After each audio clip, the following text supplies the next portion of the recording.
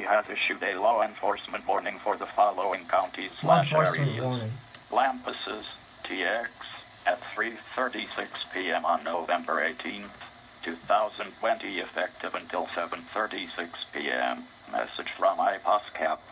Multiple law enforcement agencies are in your area searching for a subject that is armed and dangerous. Subject is white male, last seen wearing a blue shirt and pants and a ball cap. If you see someone that meets this description, stay in your home or car and call your local law enforcement.